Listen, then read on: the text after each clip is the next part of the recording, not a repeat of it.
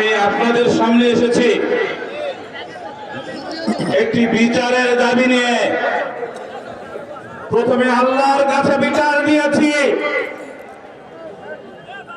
এখন আপনাদের কাছে বিচার চাইছি। আপনাদের মাধ্যমে আলফারাঙ্গা, বোয়ালমারী, মধুখালী লাখো মা বোন ভাই বন্ধুর কাছে বিচার চাই। আমার সাথে যে বেইনসাফি হয়েছে, সেই বেইনসাফির বিরুদ্ধে ইনসাফ চাই। যারা মুখে ইনসাফের কথা বলে তারা বেইনসাফি করেছে আমার সঙ্গে। আমার প্রার্থিতা নিয়ে আপনারা নিশ্চয়ই শুনেছেন, উচ্চ আদালতে আমার প্রার্থিতা স্থগিত হয়েছে। শুনেছেন না? এটি বাংলাদেশের মুক্তিযুদ্ধ বিরোধী শক্তি, স্বাধীনতা বিরোধী শক্তির একটি কারসাজি। আমি একটি রাজনৈতিক দলের সদস্য ছিলাম, এই অজুহাতে উচ্চ আদালতে রিট করে বেআইনি ভাবে বাংলাদেশের সংবিধান লঙ্ঘন করে গণপ্রতিনিধিত্ব আদেশ, যেটাকে আরপিও বলে, সেইটা বিরোধী একটি সিদ্ধান্তের মাধ্যমে আমার প্রার্থিতা স্থগিত করা হয়। আমি আজকে এখানে কোন ব্যক্তি, সংগঠন তার পক্ষে কথা বলতে আসিনি। আমি কথা বলতে এসেছি বাংলাদেশের স্বাধীনতা, মুক্তিযুদ্ধ, আদর্শ এবং চেতনার পক্ষে কথা বলতে।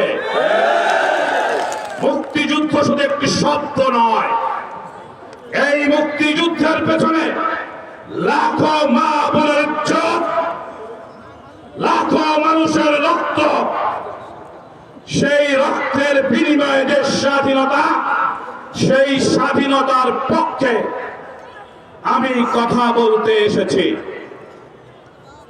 মুক্তিযুদ্ধের প্রশ্নে কখনোই নিরপেক্ষ থাকা যায় না, একটি অবস্থান নিতে হয়। আজকে বাংলাদেশ স্পষ্ট দুইটি ভাগে বিভক্ত। যেহেতু আমার প্রার্থিতা স্থগিত করা হয়েছে, আমি কি নিশ্চুপ থাকবো? নিশ্চুপ থাকা উচিত? আমার কি স্বাধীনতার পক্ষের শক্তির পক্ষে অবস্থান নেওয়া উচিত না? আমি স্বাধীনতার সপক্ষের শক্তি। এই মুহূর্তে বাংলাদেশে যারা সবচাইতে বড় মুক্তিযুদ্ধের পক্ষে সরব, জাতীয়তাবাদী দল বিএনপি। সেই বিএনপি ফরিদপুর 1 আসনে প্রার্থী হচ্ছেন খন্দকার নাসিরুল ইসলাম। আমি বিএনপির জাতীয় নেতৃবৃন্দের সঙ্গে আমার কথা হয়েছে, তারা আমাকে আশ্বাস দিয়েছেন এই জনপদের মুক্তিযুদ্ধের সপক্ষে সকল শক্তির প্রতি তারা তাদের সমর্থন অব্যাহত রাখবেন আগামীতে। এই জনপদের প্রত্যেকটি ধর্ম নিরপেক্ষ মানুষের সম্মান মর্যাদা রক্ষায় বাংলাদেশ জাতীয়তাবাদী দল সব সময় কাজ করবে। আমাকে এই কথা দেওয়া হয়েছে। আমিও কথা দিয়েছি, যেহেতু মুক্তিযুদ্ধের সপক্ষের শক্তিকেই বাংলাদেশকে রক্ষার জন্য কাজ করতে হবে, আমাদের ঐক্য প্রয়োজন। আমি আগামী জাতীয় সংসদ নির্বাচনে ফরিদপুর 1 আসনে বিএনপির মনোনীত প্রার্থী জনাব খন্দকার নাসিরুল ইসলামকে আমি আমার সমর্থন ব্যক্ত করছি। ভাইরা আমার, আপনারা এখানে যারা উপস্থিত আছেন, বাড়িতে মা বোনদের আমার সালাম পৌঁছে দেবেন। কোনোভাবেই ওই মুনাফিক স্বাধীনতা বিরোধী গোষ্ঠী যারা মুখে ইনসাফের কথা বলে কিন্তু কাজে কর্মে সবচাইতে বেশি বেইনসাফি করে, তারা যেন কোনোভাবেই আগামী 12 তারিখে ফরিদপুর 1 আসনে মাথা চালা দিয়ে উঠতে না পারে। আপনারা একসাথে একযোগে ঐক্যবদ্ধ হয়ে কাজ করবেন।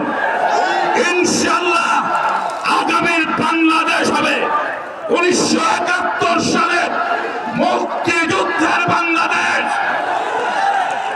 এই বাংলাদেশে ফরিদপুর 1 আসনে স্বাধীনতার সপক্ষের শক্তি জাতীয় সংসদে কথা বলবে, এটি আমার এবং আপনাদের সকলের নিশ্চয়ই প্রত্যাশা।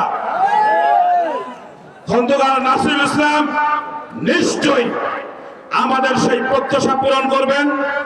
বাংলাদেশ জাতীয়তাবাদী দল ফরিদপুর 1 আসনে প্রত্যেকটি মানুষের সঙ্গে সমান ভালো ব্যবহার করবে, এটি আমারও প্রত্যাশা। আমার সাথে যে অন্যায় হয়েছে, এই অন্যায়কারীর পৃষ্ঠপোষক এই বোয়ালমারীর কুশোডাঙ্গার জনৈক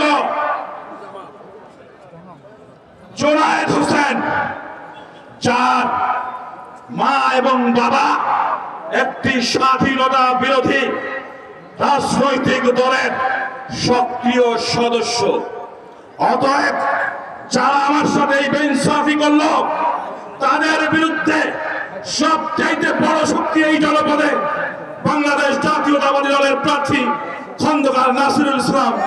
আপনারা তাকে সমর্থন জানিয়ে ওই বেইনসাফির উপযুক্ত জবাব আগামী 12 তারিখে দেবেন। সবাই ভালো থাকবেন। ইনশাআল্লাহ আপনাদের সঙ্গে আবারও দেখা হবে। আল্লাহ হাফেজ।